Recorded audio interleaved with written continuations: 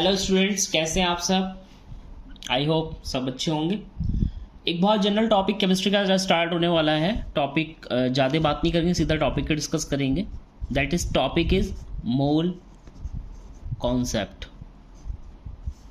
और ये जो मोल कॉन्सेप्ट है ना, ये बहुत इंपॉर्टेंट क्वेश्चन है। बेसिकली क्लास 9 से स्टार्ट हो जाता था मोल कॉन्सेप्ट, पर अब क्लास 9 से बेसिकली ये क्लास 9 से हमारा जनरल स्टार्ट हो जाता था, क्लास 9 से।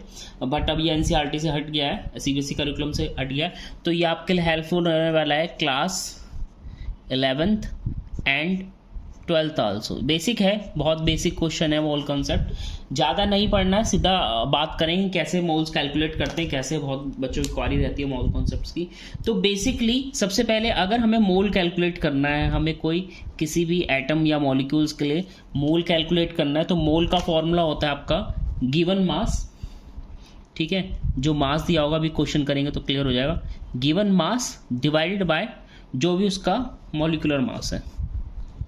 ठीक है, ये आप याद रख लीजिए, गिवन मास बटे मॉलिक्यूलर मास जो भी है, उसके लिए हम यहाँ से मोल्स कैलकुलेट कर सकते हैं। और इसमें एक चीज़ और आपका आता है एवोगाद्रो नंबर। ठीक है, एक आपका आता है एवोगाद्रोज नंबर।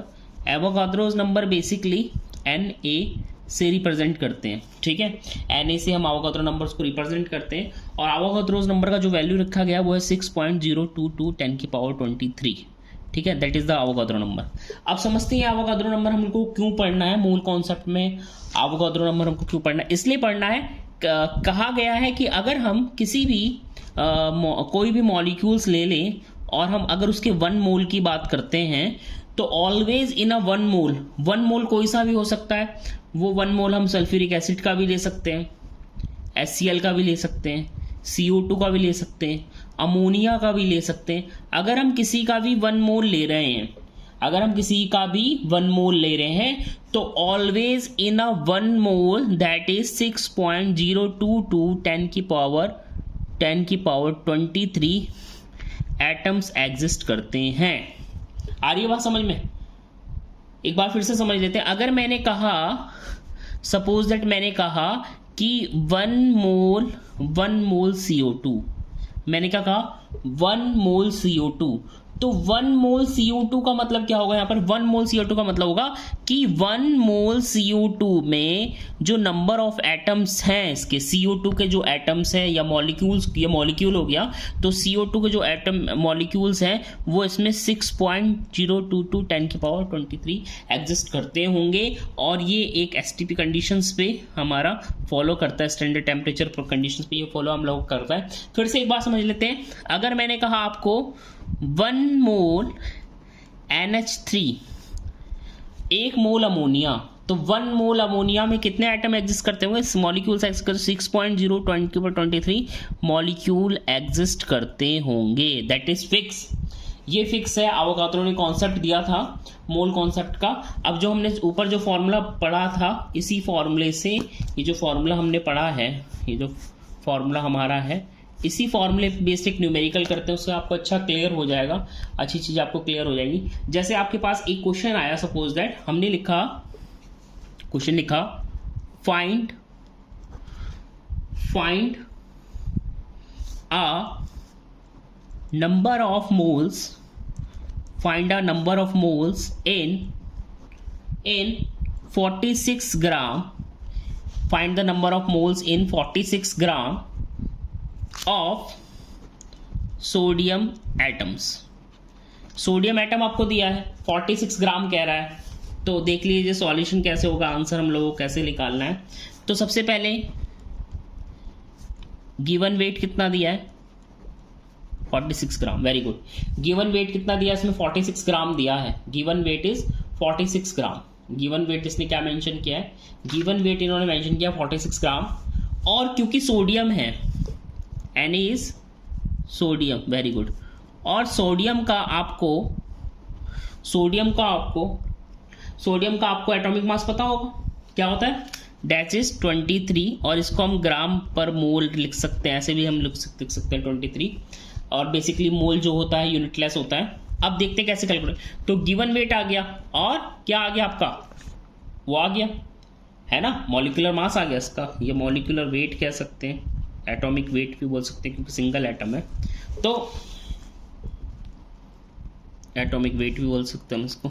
अब ध्यान से आप समझना, यहां पर क्या दिया था formula, mole is to given mass upon molecular mass, तो सेम फॉर्मूला, मोल क्या कहता है, मोल कैलकुलेशन किसके कहता है, गिवन मास अपॉन मॉलिक्यूलर मास या जो भी उसका वेट है।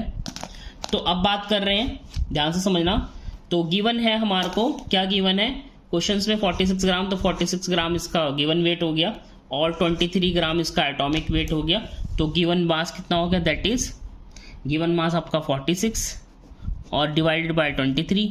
अब हमने आपको बताया ग्राम है, ग्राम पर मोल है, तो ग्राम से ग्राम कैंसिल, दैट इज 2, है ना, ये आ जाएगा आपका 2 मोल। क्लियर है, आई होप क्लियर है, आ रही बात समझ में। एक बार फिर से देख लो इसको ध्यान से, find the number of moles in 46 gram of Na atom, ठीक है, तो गिवन वेट 46 ग्राम, सोडियम Na 23 मोल, और मोल क्या होगा, given mass upon molecular mass upon weight 46/2, that is 23, 46 2 बार ये कट हो गया तो 2 मोल्स आ गया आंसर। क्लियर, आ रहा है समझ में, ओके।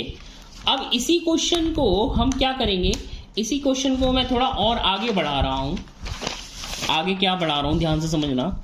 उसने कहा, क्वेश्चन ये कहा ना, अब सेकंड इसमें क्वेश्चन ये कह देते हैं कि वो कह रहा है, वो क्या कह रहा है क्वेश्चन में, और क्वेश्चन जोड़ लेते हैं। वो क्वेश्चन में कह रहा है find number of atoms, single atom है तो atom, otherwise molecule, find the number of atoms and molecules in 46 gram of sodium atom.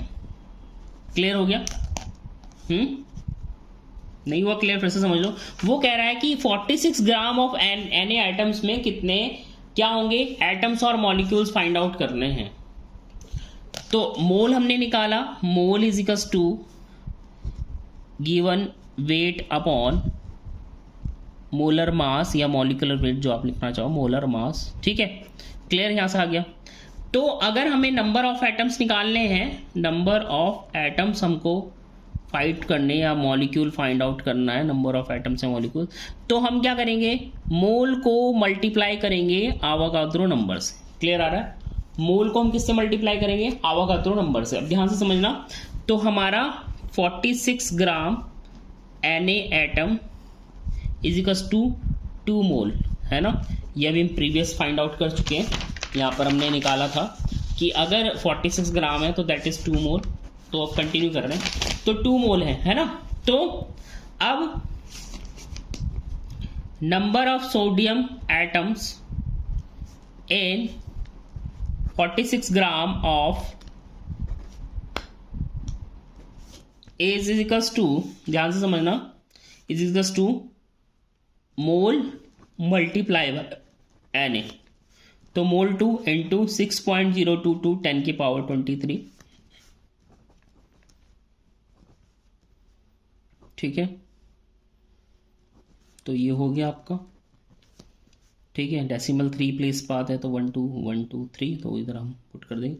इसको हम ऐसे भी लिख सकते हैं, या अदरवाइज इसको 1.2 इंटू 044 इंटू 10 की पावर 24 भी हम इसको कर सकते हैं। पता है ना कि डेसिमल से इधर शिफ्ट करेंगे तो +1 कर देंगे, ठीक है, ऐसे भी कर सकते हैं। और आंसर हम इसको 12.044 ऐसे भी छोड़ सकते थे, बट ये लिखना मेरे हिसाब से ज़्यादा बेटर होगा, क्योंकि ये जो है एक साइंटिफिक रिप्रेजेंटेशन है, ठीक है। आई होप तो टॉपिक आपको क्लियर हो गया हो, वेरी गुड, वेरी नाइस। एक क्वेश्चन और करें, चलिए एक क्वेश्चन और करते हैं। नेक्स्ट क्वेश्चन इसमें कह रहा है 8 gram of CO2, second question कह रहा है 8 ग्राम O2 फाइंड मोल, मोल बताओ और एटम्स बताओ, ठीक है। तो सेम वही, सिंगल ऑक्सीजन का जो मोलर मास है या एटॉमिक मास है वो होता है हमारा कितना, वेरी गुड बताओ, दैट इज 16, ठीक है। तो O2 का कितना हो गया 16 मल्टीप्लाई बाई 2 दैट इज 32। ठीक है, तो O2 का 32 हो गया। तो मोल का फॉर्मूला क्या कहता है, given weight upon molar mass that is 8/32। ठीक है, 8/32 दैट इज 4, 1/4, या इसको हम 0.25 ले सकते हैं। कैलकुलेशन आप समझ लेंगे, अच्छा रहेगा। ठीक है, 0.25 मोल आ गया, दैट इज आंसर इज 0.25 मोल। ठीक है, क्लियर है? पॉज करके देख लेना वीडियो। अब इससे हमको क्या निकालना है, एटम्स निकालने। तो एटम्स निकालने का formula mole into Na। Na क्या था, Na आवोगाद्रो नंबर। तो 0.25 इंटू 6.022 10⁻23। यहां से हम इसको कैलकुलेट कर सकते हैं। ठीक है, करिए, कैलकुलेट करिए, क्या आएगा बताइए। तो मैं रुक गया हूँ इसीलिए ताकि आप कैलकुलेट इसको करके बताएं। ठीक है, तो ये जाएगा आपका 1.5055 multiply by that is 10⁻23 atoms. ठीक है, आई होप ये क्लियर हो गया होगा। Very good, very nice. अगर आपको क्लियर हो गया तो एक दो बार प्रैक्टिस करेंगे तो उसका आंसर आपको आ जाएगा। Thank you, very good.